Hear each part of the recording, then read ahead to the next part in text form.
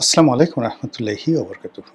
সম্মানিত দর্শক, প্রধানমন্ত্রী তারেক রহমান তার যারা শুভানুধ্যায়ী রয়েছেন, রাজনীতির অ্যালাইড সহযোগী এবং যাদের সঙ্গে বন্ধুত্ব করে তিনি বিগত নির্বাচনে তার প্রবল প্রতিদ্বন্দ্বী জামাত এবং সহযোগী জোট তাদেরকে তিনি মোকাবেলা করেছেন এবং ইতিহাসের সবচেয়ে সেরা, সবচেয়ে প্রতিযোগিতামূলক এবং সবচেয়ে বিস্ময়কর একটি নির্বাচন, সেই নির্বাচনের একটা ব্রুট মেজরিটি নিয়ে তিনি ক্ষমতা লাভ করেছেন। তো ক্ষমতা লাভ করার পর নানা রকম সমস্যা দেখা দিচ্ছে। প্রথম সমস্যাটা হলো ১৭ বছর বা ১৫ বছর ধরে যারা রাষ্ট্র পরিচালনা করেছেন, সেই শেখ হাসিনা। প্রতিদিন একটা না একটা যন্ত্রণা। আমি আজ আসবো, কাল আসবো, ফাঁসির মঞ্চ রেডি করো, জেলখানা রেডি করো, আবার বলে প্লেন পাঠায় দাও, আবার বলে যে আমি টুস করে ঢুকে পড়ব, আবার তাদের যারা লেসপেন্সার আছে, আওয়ামী লীগের লেসপেন্সার, তাদের মাধ্যমে নানা রকম বলি, মানে জলে স্থলে অন্তরিক্ষে। সেই লেসপেন্সার একবার বলে তাদের নেত্রী সেই বেনাপোল হয়ে আসবে, এবং বেনাপোল হয়ে যখন আসবে তখন স্বয়ং নরেন্দ্র মোদী, অমিত শাহ, তারপর মমতা ব্যানার্জি এবং বর্তমান পশ্চিমবঙ্গের মুখ্যমন্ত্রী সবাই তাকে সেই সীমান্তে নিয়ে আসবেন। আরেক দল বলছে না, সে ত্রিপুরা দিয়ে আসবে, আরেক দল বলছে না, সে জৈন্তা পাহাড় হয়ে সিলেট দিয়ে ঢুকবে। কেন সিলেট দিয়ে ঢুকবে? সিলেটে তারেক রহমান সাহেবের শ্বশুরবাড়ি, সেখানে লোকজন সবাই তারেক রহমান সাহেবকে দুলাভাই বলে। এটা শেখ হাসিনার ভীষণ রকম মাইন্ডে লেগেছে। কাজেই সে সিলেট দিয়ে ঢুকে দেখাবে যে দুলাভাইয়ের জনসমর্থন বেশি নাকি আপার জনসমর্থন বেশি। আবার বলছে যে না না, একেবারে ডাইরেক্ট ঢাকা এয়ারপোর্টে চলে আসবে, বিমানবন্দর, এবং তাকে সেলুট দিয়ে নিতে হবে। এখন এগুলো নিয়ে অনেক মানুষ ট্রল করছে, অনেক মানুষ ভয় পাচ্ছে নানা রকম। কিন্তু যাই বলেন না কেন, ক্ষমতার সিংহাসনে যারা বসেন ওটা খুব স্পর্শকাতর। ওখানে কোনো অবস্থাতে স্থির হয়ে কোনো কথা বলা যায় না। তারপরে হম্বিতম্বি দেয়া যায়, কিন্তু কোনো একটা বিষয়, it is my permanent asset, আমার বাপদাদার সম্পত্তি। জাস্ট লাইক ধরেন আমার একটা বাড়ি আছে, আমার একটা গাড়ি আছে, যেটা আমি ওন করি। ঠিক ওইভাবে ক্ষমতার চেয়ারটিকে আসলে ওন করা যায় না, কিন্তু ভাব দেখাতে হয় যেটা আমারই। তো সেক্ষেত্রে তারেক রহমান সাহেব এই ২১১ জন বা ব্রুট মেজরিটি নিয়ে তিনি রাষ্ট্র ক্ষমতা লাভ করছেন, কিন্তু এই আওয়ামী লীগের যন্ত্রণায় কোনো অবস্থাতে স্বস্তিতে থাকা যাচ্ছে না। এর বাইরে আবার জামাত জামাত যে আসলে বিএনপির সাথে কি করতেছে, সেই বিএনপির সাথে কি করছে, এটা মানে বিএনপি নেতাকর্মীরা বুঝতে পারছে না। তারা বিএনপি যারা নেতাকর্মী, তাদের বক্তব্য জামাত মুখে মধু অন্তরে বিষ।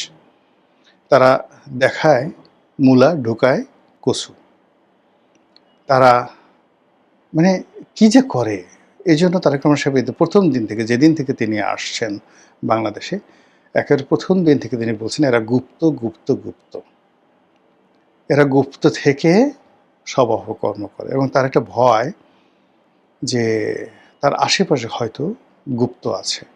এমনকি মঞ্চের সামনে যদি কেউ স্লোগান দেয়, সে বেশি স্লোগান দিলে, বেশি লাফালাফি করলে, তারেক ভাই তারেক ভাই, দুলাভাই দুলাভাই, এগুলো বললেও তার মনে হয় এর মধ্যে গুপ্ত আছে।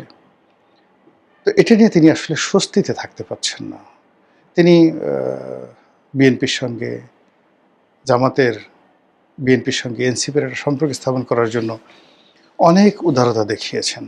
তিনি জামাতের আমিরের বাসায় গেছেন, নাহিদের বাসায় গেছেন, তারপরে চরমোনাই পীর সাহেবের বাসায় গেছেন কিনা বলতে পারবো না, তবে তিনি মোটামুটি সবার সঙ্গেই দেখা সাক্ষাৎ, কথাবার্তা, আদর আপ্যায়ন সব কিছু করেছেন। কিন্তু কোনো অবস্থাতে তিনি স্বস্তি পাচ্ছেন না। তো এই অবস্থায় তার কাছে মনে হলো যে যে সমস্ত দলের সঙ্গে তার আজকের দিন পর্যন্ত ভালো সম্পর্ক রয়েছে, এর মধ্যে পার্লামেন্টের বেশ কয়েকটি দল যারা তাদের দলের অস্তিত্ব বিলীন করে তার সঙ্গে যুক্ত হয়েছে। আর ৩টি দল জনাব তারেক রহমান সাহেবের খুব প্রিয়। একটা হলো জোনায়েদ সাকি, তার একটা দল আছে, আমি দুঃখিত আমার দলের নামটি আমার মনে আসছে না, কিন্তু জোনায়েদ সাকিকে আমি চিনি, সবাই চেনে যেহেতু সে এখন মন্ত্রী।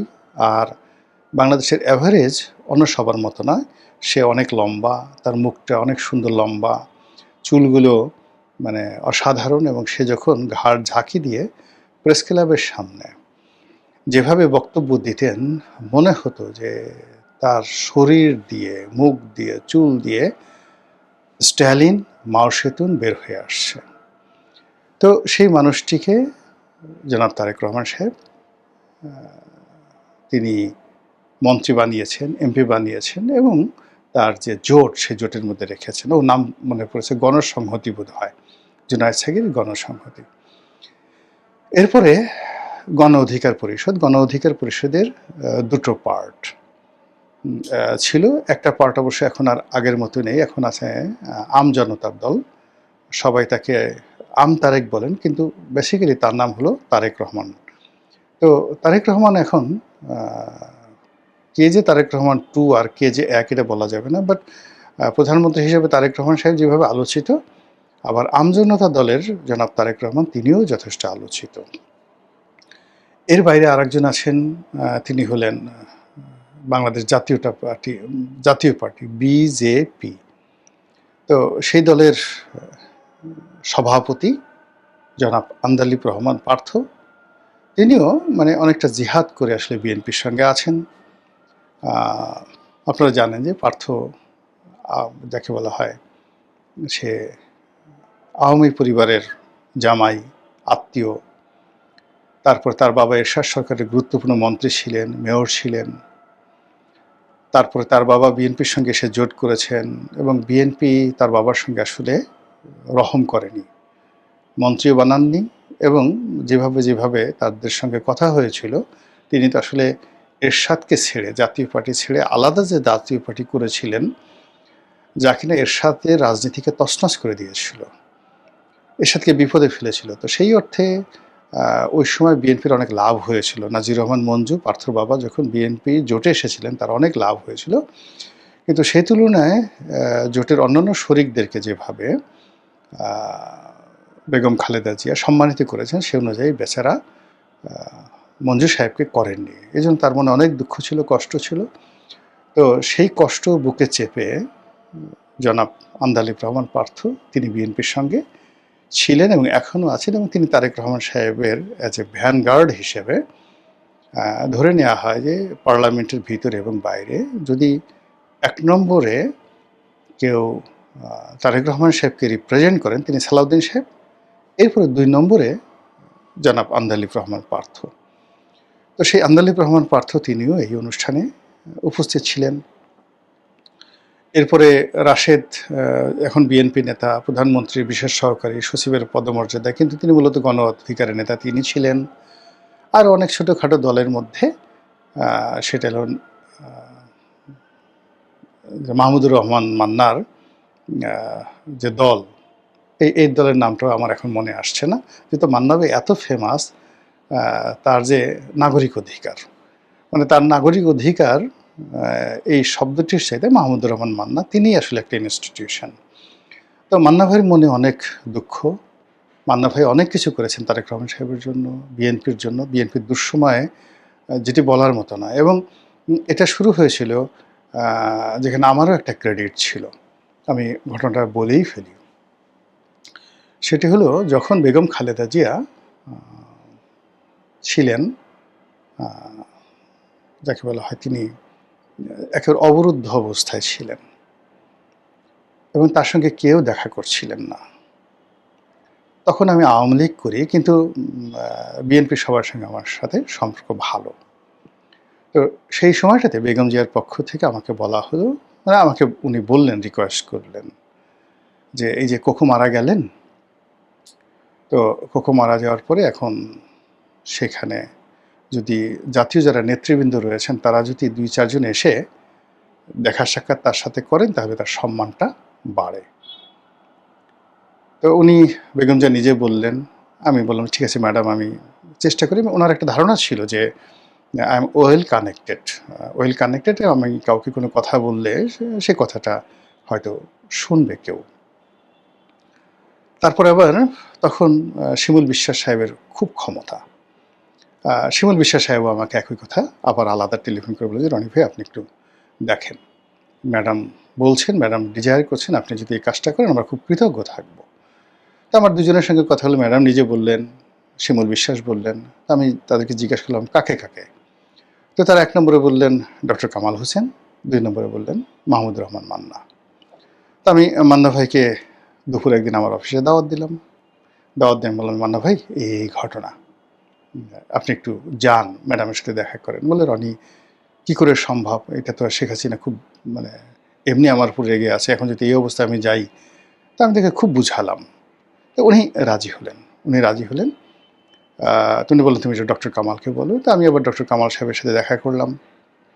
তারপরে তার অফিসে গেলাম। তিনি বললেন যে, রনি এই সমস্ত কথা তো আসলে টেলিফোনে বলা ঠিক না, আপনি আসেন। আমি ওনার অফিসে গেলাম, চেম্বারে গেলাম এবং স্যারকে আমি বুঝিয়ে বললাম যে, আমাকে বললেন যে, আচ্ছা আপনি বলেন আমার জায়গায় আপনি হলে কী করতেন।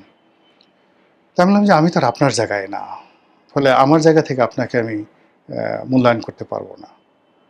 আমি আপনার কাছে আসছি, আমার মনে হয় যে আপনি বড় মানুষ, আপনার যাওয়া উচিত। তো এই দুজন মানুষই, অর্থাৎ মাহমুদুর রহমান মান্না এবং ডক্টর কামাল হোসেন বেগম জিয়ার সঙ্গে দেখা করেছেন। এই ছোট কাজটি, অতি ছোট, কোকো মারা যাওয়ার পর আমি কাজটি করতে পেরেছিলাম।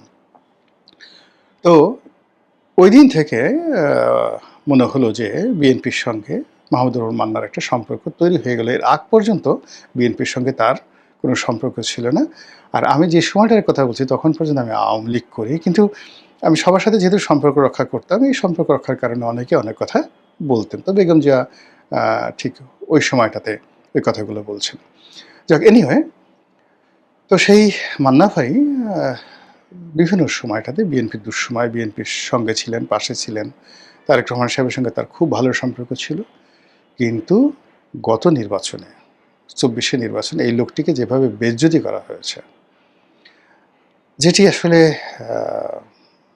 আল্লাহর মানে আল্লাহ বেজার হয়ে গেছেন। এই লোকটির সাথে আসলে বেইমানি করা হয়েছে এবং তার জায়গায় এই যে যেভাবে শাহ আলমকে নমিনেশন দেওয়া হয়েছে, এখন যাকে বলা হয় শাহ আলম, মানে এখন যে সরকারের সবচেয়ে পাওয়ারফুল মন্ত্রী, তো তারেক রহমান সাহেবের চেয়ে সে প্রায় ৬-৭ বছরের ছোট, সে বলছে। তো সেই ক্ষেত্রে শাহ আলম আমার চেয়ে ৬-৭ বছরের ছোট হবে।